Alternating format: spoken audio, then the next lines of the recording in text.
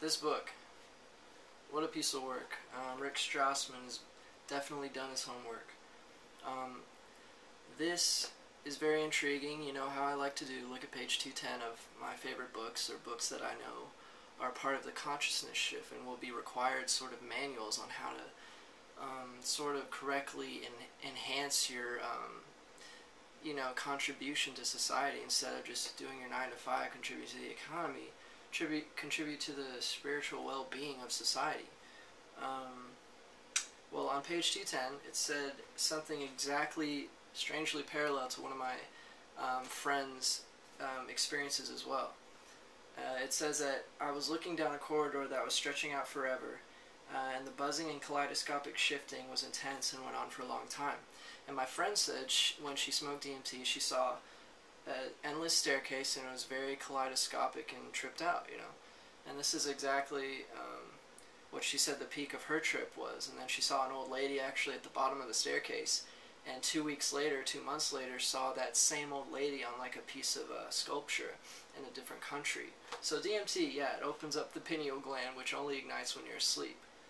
So ayahuasca, or you smoke DMT to get these effects of the normal pineal gland, your third eye. Later on page 210 is something very intriguing. A lot of people like to sort of make fun of the Borg hive mentality, like in Star Trek, because they're all being controlled by some sort of telepathic medium. But everyone's assuming that they're not allowed to think their own thoughts. Just because you're telepathic doesn't mean you still can't think your own thoughts.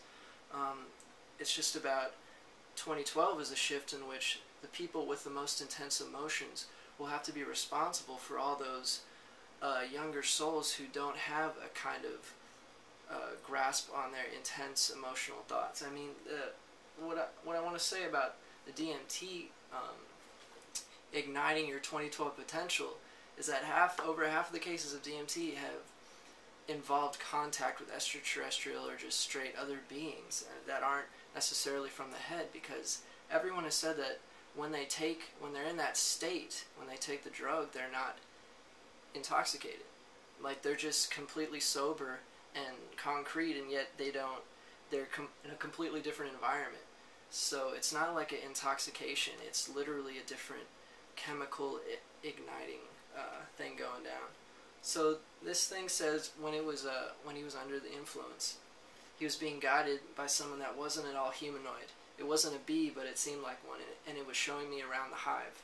It was extremely friendly, and I felt a warm sensual energy radiating throughout the hive. Like McKenna says, they're friendly elves.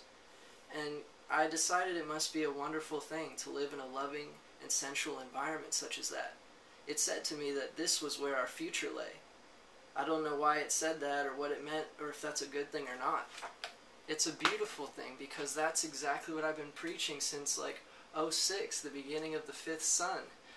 In November is like right when I dropped out of Loyola. I was feeling much more psychic and much more not into music, in a sense, because my mind was like finding new sources of power.